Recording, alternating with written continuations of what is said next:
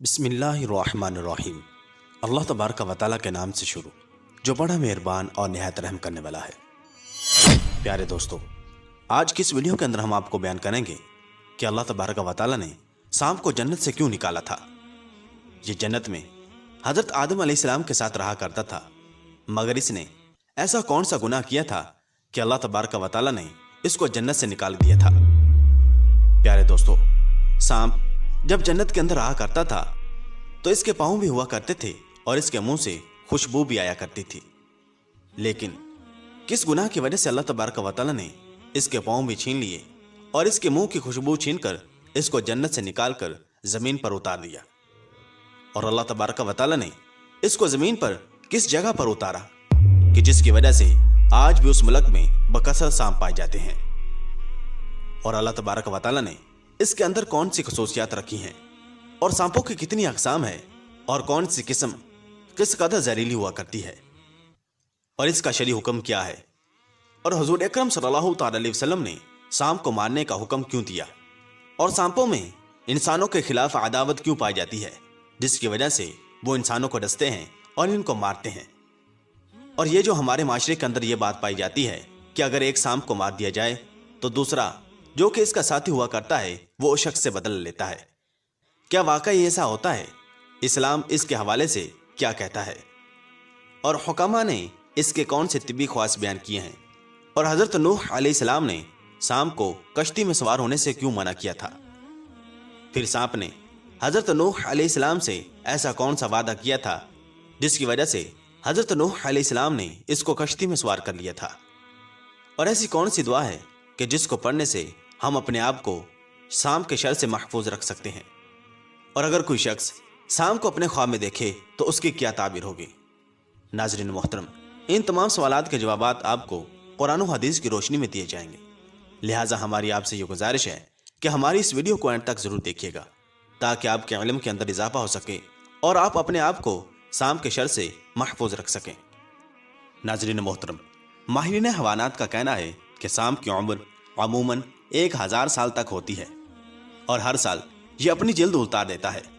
नीज सांप एक साल में 1 मरतबा अंडे देता है और अंडों की तादाद इसके बदन की हड्डियों के बराबर हुआ करती है।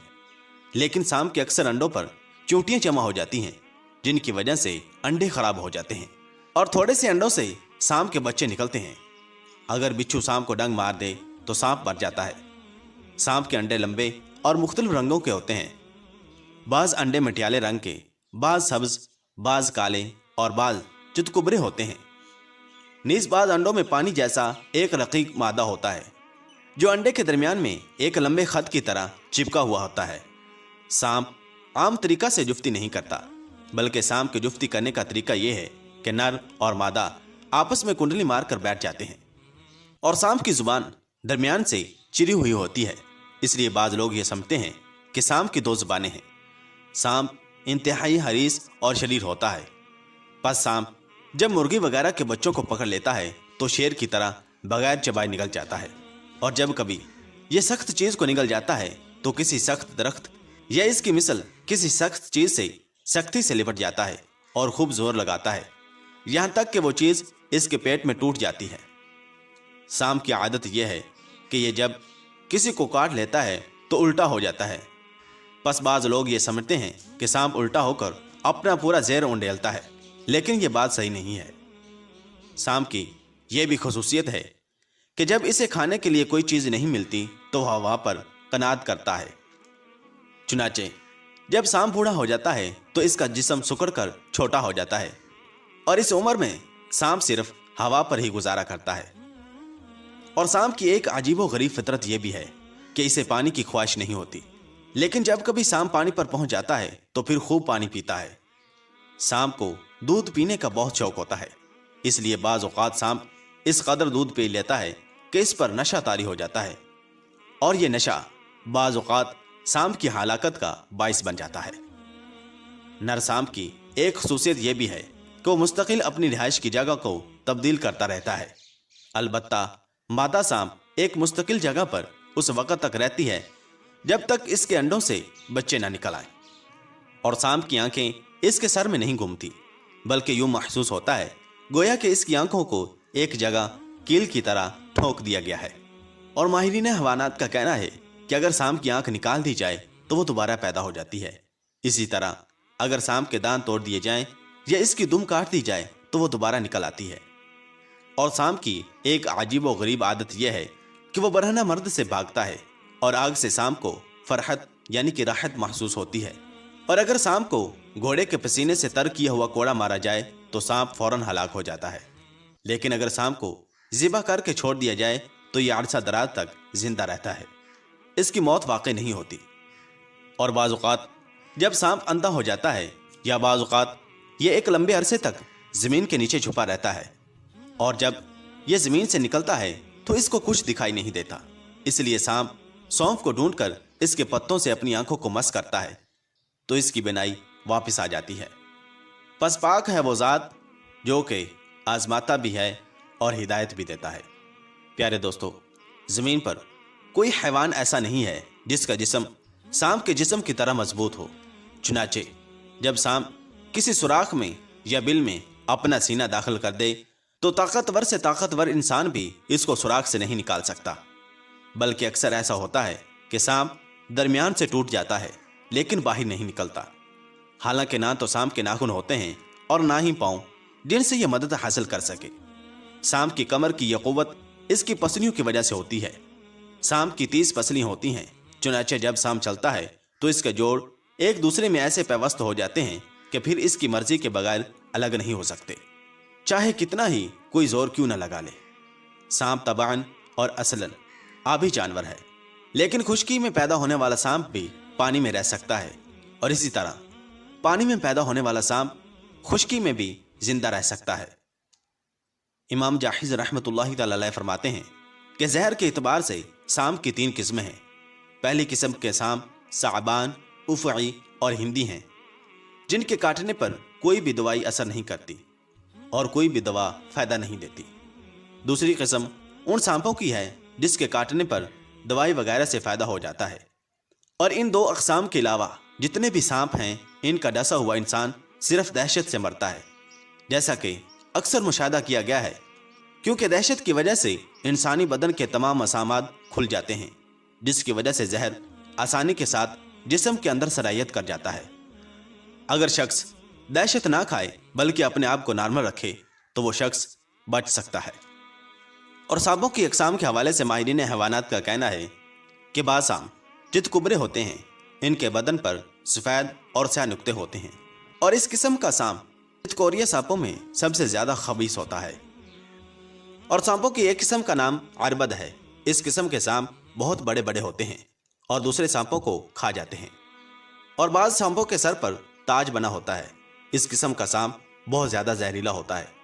یہ سانپ جس جگہ سے گزرتا ہے اس کو جلا دیتا ہے، اور اس کی بل کے آس پاس کسی قسم کی ہریالی وغیرہ پیدا نہیں ہوتی، اور اگر کوئی پرندہ اس کی بل کے آس پاس سے گزرتا ہے تو وہیں گر کر ہلاک ہو جاتا ہے۔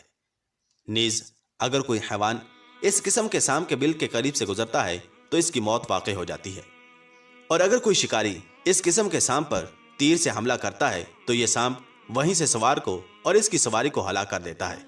اس لیے یہ تاثیر اس سانپ کی فنکار اور آواز میں ہے۔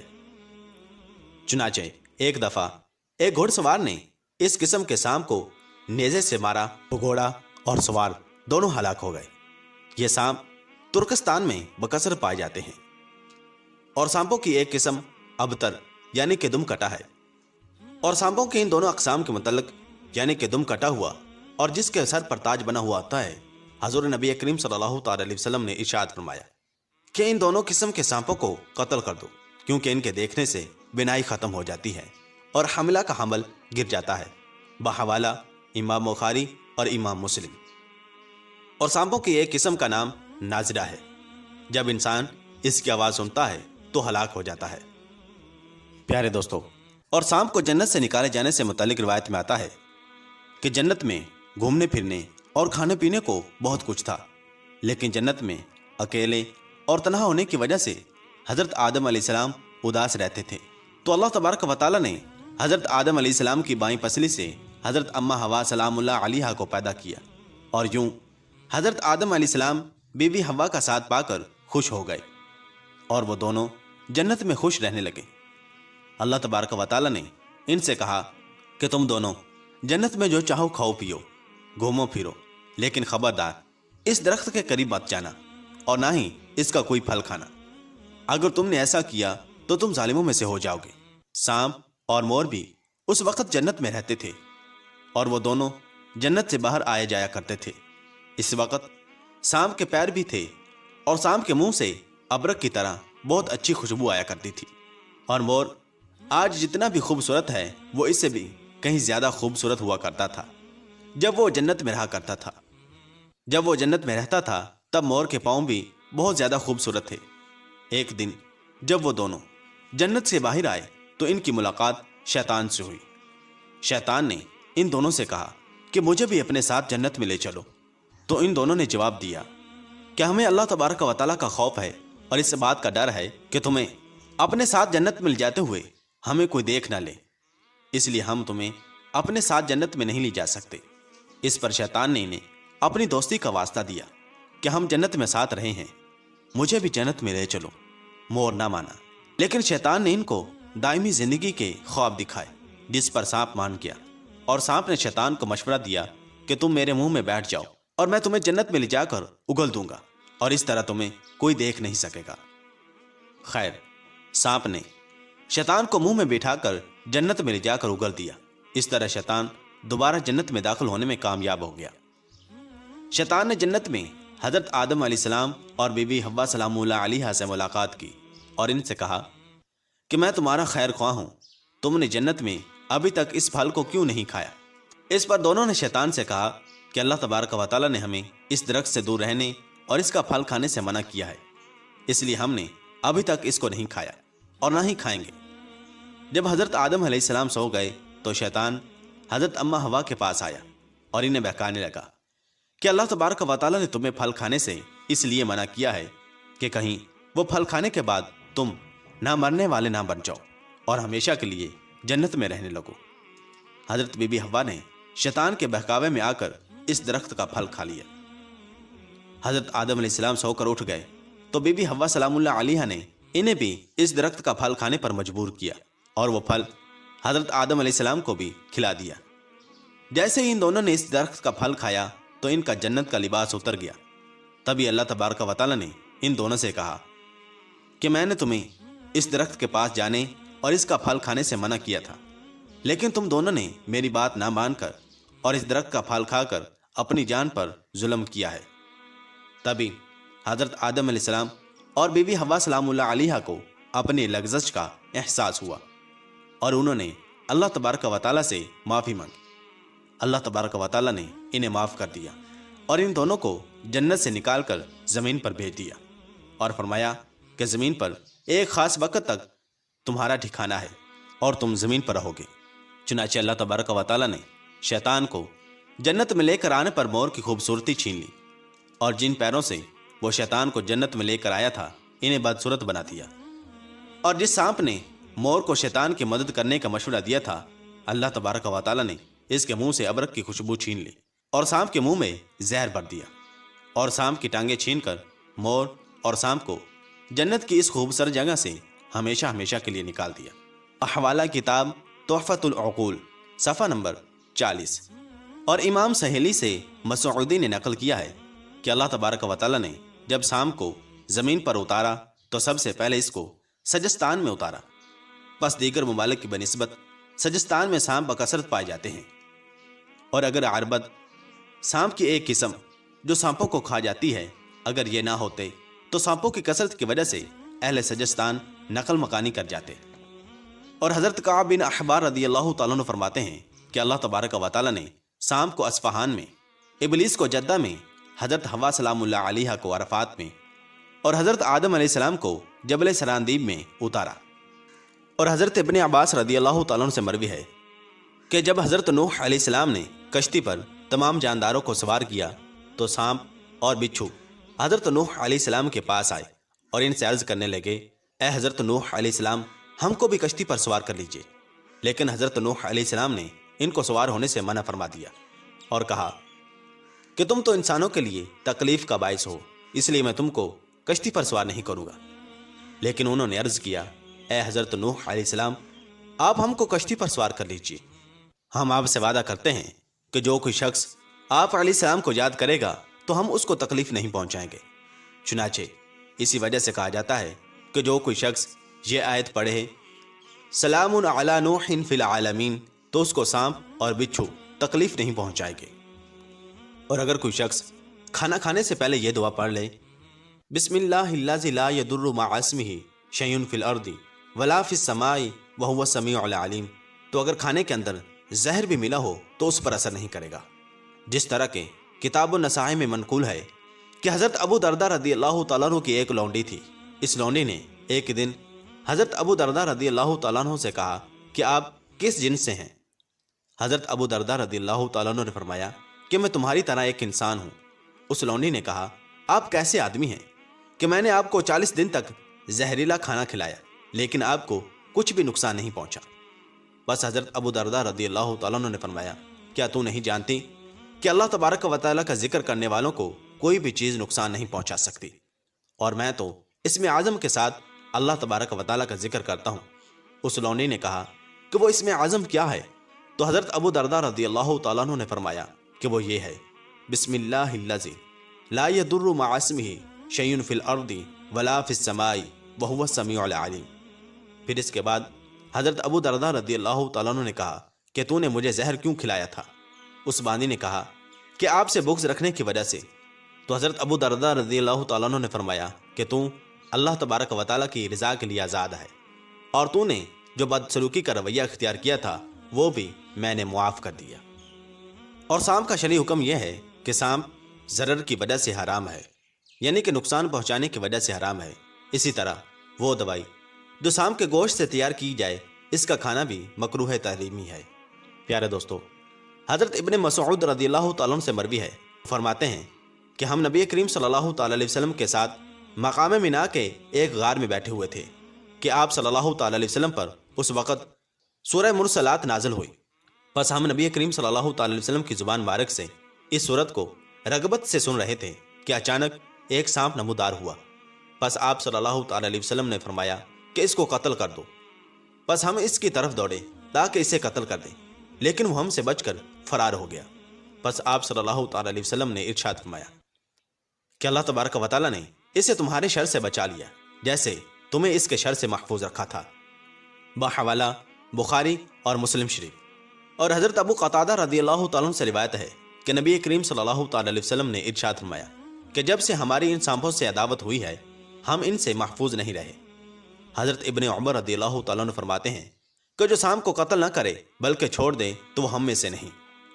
हज़रत अम्मा आयशा सिद्दीक़ा रज़ियल्लाहु तआला अन्हा फरमाती हैं कि जिस शख्स ने सांप इस डर से बगैर कत्ल किए छोड़ दिया कि वो हमसे बदला लेगा, तो उस आदमी पर अल्लाह तबारक व तआला, इसके फरिश्तों और तमाम लोगों की लानत है। हज़रत अम्मा आयशा सिद्दीक़ा रज़ियल्लाहु तआला अन्हा बयान करती हैं कि नबी करीम सल्लल्लाहु तआला अलैहि वसल्लम ने फरमाया कि सांप, बिच्छू, चूहा और कौवा फासिक यानी कि अल्लाह तबारक व तआला के नाफरमान हैं। बहवाला बहकी शरीफ। और हज़रत इब्ने मसऊद रज़ियल्लाहु तआला अन्हु से मरवी है कि नबी अकरम सल्लल्लाहु तआला अलैहि वसल्लम ने इरशाद फरमाया कि जिसने सांप को कत्ल किया तो उसने गोया मुशरिक आदमी को कत्ल कर डाला, और जिसने सांप को इस खौफ से छोड़ दिया कि वो हमसे बदला लेगा तो वो हम में से नहीं। बहवाला मुस्नद इमाम अहमद। प्यारे दोस्तों, इन रिवायात से हमें पता चलता है कि हमारे माशरे के अंदर ये जो बात पाई जाती है कि सांप को कत्ल नहीं करना चाहिए, क्योंकि अगर इसको कत्ल कर दिया जाए तो इसका साथी हमसे बदला लेगा। ये सरासर गलत है, इसका इस्लाम से कोई ताल्लुक नहीं, ये महज तवाहुम परस्ती है। और सांप इंसानों से बुग़्ज़ और अदावत रखता है, क्योंकि सांप को हज़रत आदम अलैहिस्सलाम की वजह से ही जन्नत से निकाला गया था, क्योंकि उसने शैतान का साथ दिया था। इसी वजह से इसके अंदर जन्नत से निकाले जाने की वजह से इंसानों के खिलाफ नफरत और अदावत पाई जाती है, जिसकी वजह से यह इंसानों को डसता है। और सांप के तिबी ख्वास के हवाले से माहिरीन हैवानात का कहना है कि अगर जिंदा सांप के दांत उखाड़ कर अगर किसी ऐसे शख्स के गले में डाल दिए जाएं जिसको चोर बुखार होता हो, यानी कि सुबह होता हो और शाम को उतर जाता हो, या शाम को होता हो और सुबह को उतर जाता हो, तो उसको शिफा नसीब होगी। और अगर सांप की खाल अगर ऊनी कपड़ों के साथ रख दी जाए تو کپڑے خراب نہیں ہوتے اور کیڑے وغیرہ سے محفوظ رہتے ہیں۔ اسی طرح اگر سانپ کی کھال پیس کر سرکے میں ملا کر گنجے آدمی کے سر پر لیپ کیا جائے تو نئے اور صحت مند بال اگائیں گے۔ اور سانپ کو خواب میں دیکھنے کے متعلق اہل علم کا کہنا ہے کہ خواب میں سانپ کی تعبیر بہت سی چیزوں سے دی جاتی ہے، مثلا دشمنی، دولت، زندگی، سیلاب، عورت اور اولاد وغیرہ۔ بس اگر کوئی شخص خواب میں دیکھے کہ وہ سانپ سے لڑ رہا ہے اور سانپ اس کو ڈسنے کی کوشش کر رہا ہے تو اس کی تعبیر دشمن سے دی جائے گی۔ اگر کسی آدمی نے خواب میں دیکھا کہ اس نے سانپ کو پکڑ لیا ہے اور وہ سانپ پر غالب آ گیا ہے اور جس طرح چاہتا ہے وہ سانپ کو بے بس کر دیتا ہے تو اس کی تعبیر یہ ہوگی کہ اسے دولت اور فتح و کامرانی نصیب ہوگی۔ اور اگر کوئی خواب میں یہ دیکھے کہ اس کے منہ سے سانپ نکل رہا ہے اور خواب دیکھنے والا کسی مرض میں مبتلا ہو تو اس کی تعبیر اس کی موت سے دی جاتی ہے۔ اور اگر کوئی شخص خواب میں اپنی حاملہ بیوی کو سانپ جنتے ہوئے دیکھے تو اس کی تعبیر یہ ہوگی کہ اس کی اولاد نافرمان ہوگی۔ اسی طرح اگر کوئی آدمی خواب میں سانپ کو مردہ حالت میں دیکھے تو اس کی تعبیر یہ ہوگی کہ اللہ تبارک و تعالیٰ اسے اس کے دشمن سے نجات دے دے گا۔ اور اگر کوئی شخص خواب میں دیکھے کہ سانپ نے اس کو ڈس لیا ہے اور ڈسنے کی جگہ پر ورم یعنی کہ سوزش آ گئی ہے تو اس کی تعبیر یہ ہوگی کہ ان قریب اسے مال حاصل ہوگا۔ اور اگر کسی شخص نے خواب میں دیکھا کہ وہ سانپوں کے ساتھ ہے اور سانپوں نے اسے کوئی نقصان نہیں پہنچایا تو اس کی تعبیر اس کے دشمن کی صورت میں دی جائے گی جس سے وہ امن میں رہے گا۔ اسی طرح اگر کسی شخص نے خواب میں پیٹ کے اندر سانپ کو دیکھا تو اس کی تعبیر خاندانی دشمنی سے دی جاتی ہے۔ اللہ و رسول عالم، اللہ تبارک و تعالیٰ اور اس کے رسول صلی اللہ تعالی علیہ وسلم زیادہ بہتر جانتے ہیں۔ اللہ تبارک و تعالیٰ سے دعا ہے کہ اللہ تبارک و تعالیٰ ہمیں ہر قسم کے شر سے محفوظ رکھے، ہمیں اپنے حفظ و امان میں رکھے، ہمیں نیک اعمال کرنے اور گناہوں سے بچنے کی توفیق عطا فرمائے اور ہمیں قرآن و سنت کے مطابق زندگی بسر کرنے کی توفیق عطا فرمائے۔ آمین بجاہ نبی الامین صلی اللہ تعالی علیہ وسلم۔